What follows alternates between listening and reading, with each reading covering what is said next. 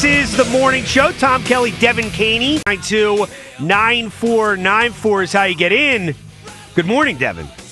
Good morning. I wish I had a John Ritchie fact and impression ready to go. I dropped the ball here, guys. Dropped the ball. Yeah, I was hoping for one. I meant Next to ask segment, you, I'll have one ready. I'll find one in the. It's hard to find an interesting fact like that. He's covered a lot of ground. Yeah. So I was thinking about that after we came back from break because I meant to ask you about it during the break. Yeah. I was going to do the whole, Devi Dev, and then I'm like, I don't know. Devi Dev? I don't know if she's got a fact ready. Richie Rich. Oh, I get it. Yeah. Okay. No, Doesn't I didn't have just the make same. that nickname up on the fly. Like there. Marky. I'm like Marky Mark. Is that what we're going with here? Look, Nah. It's early. It's early. Trying to channel my inner Joe to camera. On this Tuesday morning, but a lot going on today. Louis Coco producing the show. We'll have Elliot Shorr-Parks coming up a little later on at 7:55. 8:40, we will talk to Eagles head coach Nick Sirianni. A lot to get into with the coach today after an interesting victory. I'd say a thrilling game on Sunday in Buffalo as the Eagles beat the Bills. A lot of elements from that game we need to get into. Obviously, defense was phenomenal. Offense, I thought, played really well in the first half. Was pretty terrible to watch in the second half. And we'll ask Nick about that coming up at 8:40. But the main topic that I think we need to get to today, and we're going to talk to Nick, obviously, about this, is what the Eagles do this week.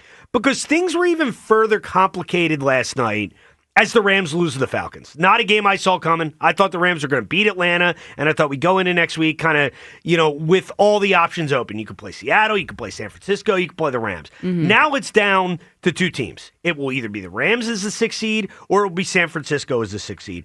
And the big question now is, what do you do? Do you go for the 2 seed, or do you settle for the 3 seed and rest your players? And last night, I'm weighing the pros and cons in my head, and I went to bed last night, and I thought the decision was easy. I said, rest your guys, get ready for the playoffs, get ready for the postseason. Then I wake up this morning, and I see the Rams lose that game.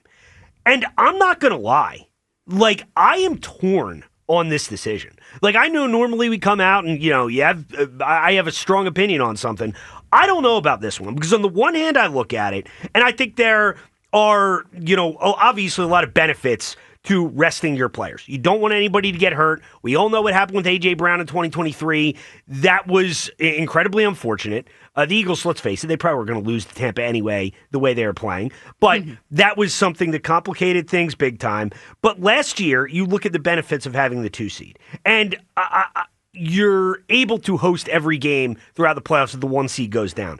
I like the matchup against the Packers far more than I would like a matchup with the Rams and the Niners, but then you have the injury risk factor, and I'm not going to lie this morning as we start the show, I'm torn, and I want to hear people's cases throughout the show. Your cases for playing, your cases for going after the 2 seed, and your cases for resting players this week. 215-592-9494 if you want to get in. Where do you fall on this? What would you do for Nick Sirianni? And Devan, I'll just ask you to start here. Where are you on it? Are you resting players? Are you settling for the 3 seed? Are you hoping that maybe your backups can go out there and win this game for you anyway? Or are you going for it? You're playing guys, you're going for the 2 seed?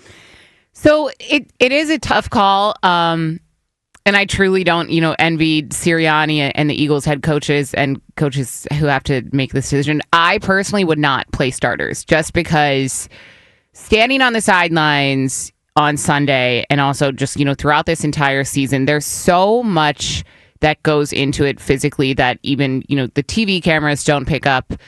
You hear the injuries that are reported, of course, when someone is, actually going back to the locker room, getting x-rays.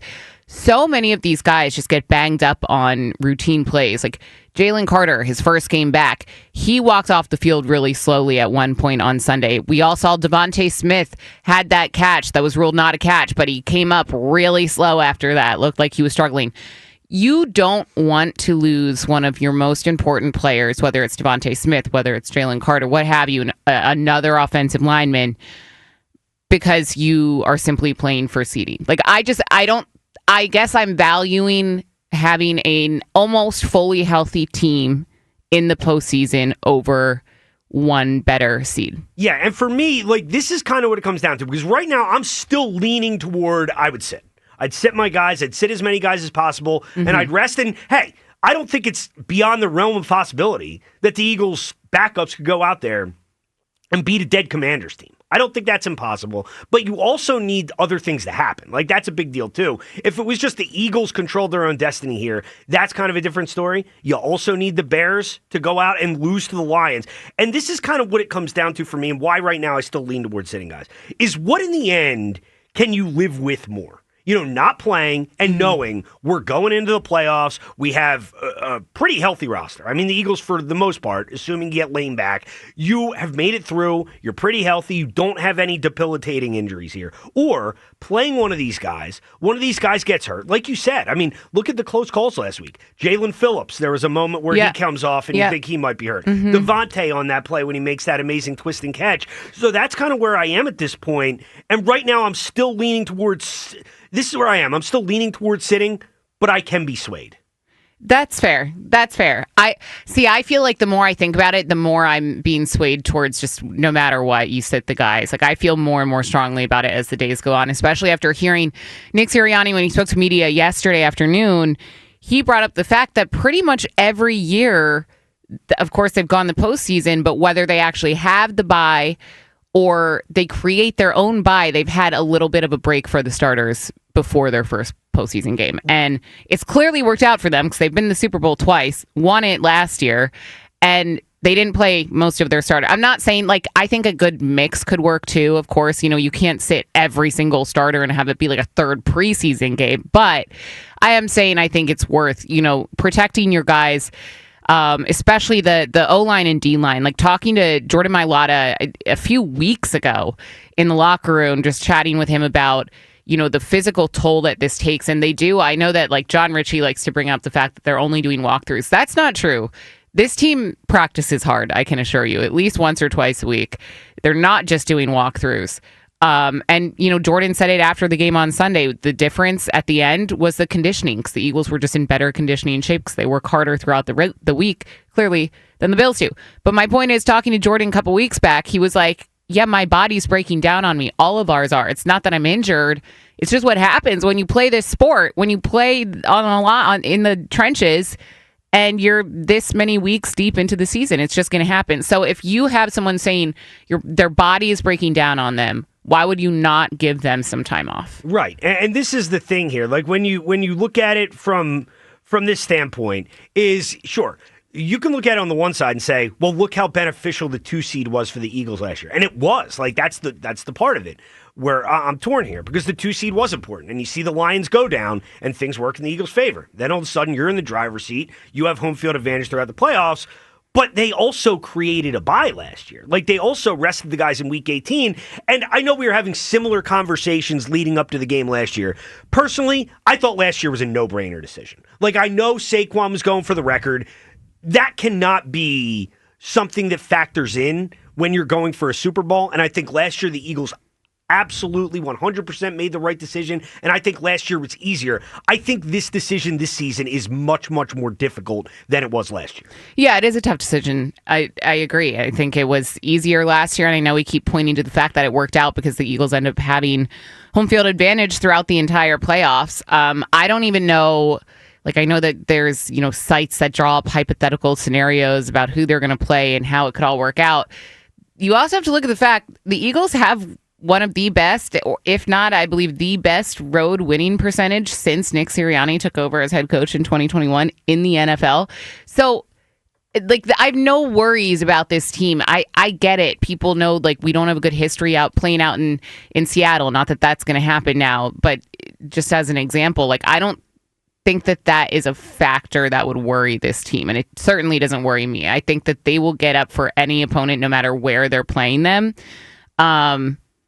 It just, I don't know. I think it's a matter of, like, who the matchup is, and I think if you try to control that too much, there is such a thing as, like, overthinking it in a way. Yeah. If you're playing for a specific seed. And part of it, like, I think most of the time we look at it and we say highest seed possible because you're looking for down the road in the playoffs. But it is important when you look at the first round. And that's why last night changed things a little bit for me. Because going into that game last night, the Rams game, I was pretty adamant about you sit your guys because I thought there was a high probability that you'd get Seattle in the first round. And I think Seattle's a good matchup for the Eagles, especially if you're playing them here, which you would have. That's not in play anymore. So now if you're the 3 seed, it is either going to be the Rams or the 49ers. they're, for me, the two teams that I would fear most in the NFC. Like, they're the two teams that I would least like to play of any in the conference. And that's a big deal for me, is like the fact that you could get that 2 seed, you could play the Packers, which we have seen the Eagles beat the Packers consistently over the last couple of years. Beat them in Green Bay earlier this year in a game where the Eagles offense played pretty bad, still able to win that game. Obviously beat them in the playoffs last year, beat them in 2022. So that does factor in for me too, is the fact that you could get up, you could make it an easier first round opponent. So last night changed things for me a little bit. Just seeing the Rams lose that game and kind of eliminating Seattle from being that first round opponent. Yeah, so for me at least, I'm saying this out loud because I know it can be really confusing. Some people, I think, have an easy time with this. So basically, if the Eagles win, I also think that they can beat the Commanders without their starters in there. Like, I think Tanner McKee could absolutely go out and beat the Commanders. Dan Quinn's fired up. He's got the boys ready to play this week. His third string? Like, I feel like they don't even have healthy guys, so that's okay. That doesn't worry me. But if they win, if the Bears lose, that's the part that I'm doubtful of. Like, I just don't think that Lions team is healthy enough or is going to have the drive to go out there and, like, essentially help the Eagles get a better seed. Like, I don't see them going out there and beating the Bears on Sunday. But I guess we'll see. They play at the same exact time. That is the only scenario where the Eagles would then play the Packers because they would get the number 2 seed. Right. Obviously, Rams 49ers, not ideal, but I also think that this Eagles team is capable of beating any opponent, whether it's home or away, and I think that they have that confidence in themselves. So, again, I think it comes down to, like, overthinking it. I don't think that you need to play just so you get a specific opponent, because at one point or another, you're going to have to face a team that maybe, like, quote-unquote scares you or is going to be a tough matchup. It's just going to happen. For me, it's more about, like, the familiarity aspect in both. The Packers are extremely beaten up, so I'm okay with, playing them. But playing a team, both Packers and Rams, for the 4th time, including last regular season, last postseason, and this regular season, like, I don't love the idea of playing a team that many times in such a short span. Yeah, I mean, the odds are that you're not going to win every meeting. Yeah, the right. odds are like, that you can't. It's hard to go 4-0 against a team in that amount of time. And let's face it. I mean, the Eagles-Rams games, the last 2 times they played, last year in the playoffs and the one earlier this season, come down they're to coin flip games. You know? I mean, they're games that could go either way. So you want to get in 215-592-9494. But hey, I think it's a really difficult decision. Devan on the side of don't think about it, don't overthink it, sit your guys down this week. I'm a little more torn, and I can be convinced, and I want to hear people's cases throughout the course of the show today. I'm leaning toward sitting. I'm leaning toward that being the right approach. But I'll tell you what, I do think that 2 seed would be beneficial. I think they're obviously, you play the Packers, you'd have the higher seed moving throughout the rest of the playoffs, 1 game away from hosting a championship game if the 1 seed gets knocked off. I could be swayed.